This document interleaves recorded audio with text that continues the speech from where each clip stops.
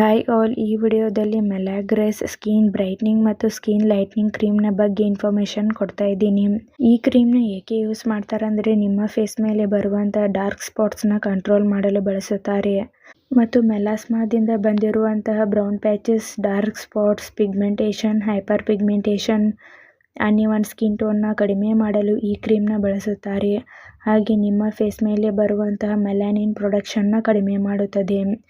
ಈ ಕ್ರೀಮ್ನ ಹೇಗೆ ಯೂಸ್ ಮಾಡಬೇಕಂದ್ರೆ ನಿಮ್ಮ ವಯಸ್ಸಿಗೆ ಅನುಗುಣವಾಗಿ ಡೋಸ್ ಮತ್ತು ಡ್ಯೂರೇಷನ್ನ ನಿಮಗೆ ನಿಮ್ಮ ಡಾಕ್ಟರ್ಸ್ ಅಡ್ವೈಸ್ ಮಾಡುತ್ತಾರೆ. ನಿಮಗೆ ನಿಮ್ಮ ಡಾಕ್ಟರ್ಸ್ ಹೇಗೆ ಅಡ್ವೈಸ್ ಮಾಡಿರುತ್ತಾರೋ ಹಾಗೆ ಈ ಕ್ರೀಮ್ನ ಯೂಸ್ ಮಾಡಿ. ಮೊದಲು ನಿಮ್ಮ ಫೇಸ್ನ ಕ್ಲೀನ್ ಮಾಡಿ, ಅದು ಡ್ರೈ ಆದ ಮೇಲೆ ಈ ಕ್ರೀಮ್ನ ನಿಮ್ಮ ಫೇಸ್ಗೆ ಅಪ್ಲೈ ಮಾಡಿ. ಈ ಕ್ರೀಮ್ನ ನಿಮ್ಮ ಫೇಸ್ಗೆ ಅಪ್ಲೈ ಮಾಡಿದ ನಂತರ ತಪ್ಪದೇ ಮಾಯ್ಶ್ಚರೈಸರ್ನ ಅಪ್ಲೈ ಮಾಡಿ.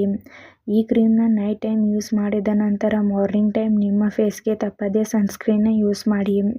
ಇಲ್ಲಾಂದರೆ ಸನ್ಲೈಟ್ ನಿಮ್ಮ ಫೇಸ್ ಮೇಲೆ ಬೀಳುವುದರಿಂದ ನಿಮ್ಮ ಸ್ಕಿನ್ ಸೆನ್ಸಿಟಿವ್ ಅಥವಾ ಡ್ಯಾಮೇಜ್ ಆಗುವಂಥ ಚಾನ್ಸಸ್ ಕೂಡ ಇರುತ್ತದೆ.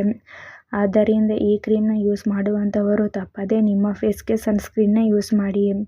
ಇಲ್ಲಾಂದರೆ ನಿಮಗೆ ನಿಮ್ಮ ಡಾಕ್ಟರ್ಸ್ ಹೇಗೆ ಅಡ್ವೈಸ್ ಮಾಡಿರುತ್ತಾರೋ ಹಾಗೆ ಈ ಕ್ರೀಮ್ನ ಯೂಸ್ ಮಾಡಿ. ಈ ಕ್ರೀಮ್ ಹೇಗೆ ವರ್ಕ್ ಮಾಡುತ್ತೆ ಅಂದರೆ ಇದರಲ್ಲಿ ನಿಯಾಸಿನಮೈಡ್ ಮತ್ತು ಲಿಕ್ಯೂರೈಸ್ ಎಕ್ಸ್ಟ್ರಾಕ್ಟ್ ಎಂಬ ಮೆಡಿಸಿನ್ಸ್ ಇವೆ. ಈ ಮೆಡಿಸಿನ್ಸ್ ನಿಮ್ಮ ಫೇಸ್ ಮೇಲೆ ಇರುವಂಥ ಮೆಲಾನಿನ್ ಪ್ರೊಡಕ್ಷನ್ನ ರಿಡ್ಯೂಸ್ ಮಾಡುತ್ತದೆ. ಹಾಗೆ ಡಾರ್ಕ್ ಸ್ಪಾಟ್ಸ್, ಪಿಗ್ಮೆಂಟೇಷನ್ನ ಕಡಿಮೆ ಮಾಡಲು ಸಹಾಯ ಮಾಡುತ್ತದೆ. ಈ ಕ್ರೀಮ್ನ ಸೈಡ್ ಎಫೆಕ್ಟ್ಸ್. ಈ ಕ್ರೀಮ್ದಿಂದ ಯಾವುದೇ ಸೈಡ್ ಎಫೆಕ್ಟ್ಸ್ ಕಾಣಿಸಿಕೊಳ್ಳುವುದಿಲ್ಲ. ಒಂದು ವೇಳೆ itching, irritation, burning sensation, redness ಹೀಗೆ ಮೈನರ್ ಸೈಡ್ ಎಫೆಕ್ಟ್ಸ್ ಆಗುತ್ತದೆ. ನಿಮ್ಮ ಸ್ಕಿನ್ಗೆ ಈ ಕ್ರೀಮ್ ಅಡ್ಜಸ್ಟ್ ಆದ ಮೇಲೆ ಈ ಸೈಡ್ ಎಫೆಕ್ಟ್ಸ್ ಎಲ್ಲ ಡಿಸಫಿಯರ್ ಆಗುತ್ತದೆ. ಒಂದು ವೇಳೆ ಹೀಗೆ ಲಾಂಗ್ ಟರ್ಮ್ ಆಗಿ ಕಾಣಿಸ್ಕೊಳ್ತಾ ಇದ್ದರೆ ಕೂಡಲೇ ಡಾಕ್ಟರ್ಸ್ನ ಕನ್ಸಲ್ಟ್ ಮಾಡಿ. ಈ ಕ್ರೀಮ್ನ ಸೇಫ್ಟಿ ಅಡ್ವೈಸ್. ಈ ಕ್ರೀಮಲ್ಲಿರುವಂತಹ ಮೆಡಿಸಿನ್ಸ್ನಿಂದ ನಿಮಗೆ ಅಲರ್ಜಿ ರಿಯಾಕ್ಷನ್ಸ್ ಆಗ್ತಾ ಇದ್ದರೆ ಈ ಕ್ರೀಮ್ನ ಯೂಸ್ ಮಾಡಬಾರದು ಮತ್ತು ಈ ಕ್ರೀಮ್ನ ಚಿಕ್ಕ ಮಕ್ಕಳಿಗೆ ಬಳಸಬಾರದು.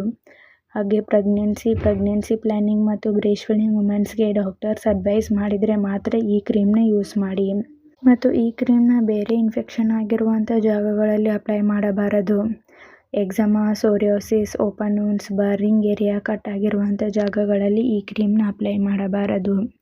ಮತ್ತು ಸೆನ್ಸಿಟಿವ್ ಸ್ಕಿನ್, ಹೆವಿ ಪಿಂಪಲ್ಸ್ ಇದ್ದವರಿಗೆ ಡಾಕ್ಟರ್ಸ್ ಅಡ್ವೈಸ್ ಮಾಡಿದರೆ ಮಾತ್ರ ಈ ಕ್ರೀಮ್ನ ಯೂಸ್ ಮಾಡಿ.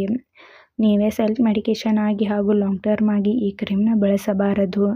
ಮತ್ತು ಯಾವುದೇ ಮೆಡಿಸಿನ್ ತೆಗೆದುಕೊಳ್ಳುವ ಮೊದಲು ಡಾಕ್ಟರ್ಸ್ನ ಕನ್ಸಲ್ಟ್ ಮಾಡಿ. ಈ ವಿಡಿಯೋ ನಿಮಗೆ ಇಷ್ಟ ಆಗಿದ್ದರೆ ಲೈಕ್ ಮಾಡಿ, ಕಮೆಂಟ್ ಮಾಡಿ, ಶೇರ್ ಮಾಡಿ. Thank you.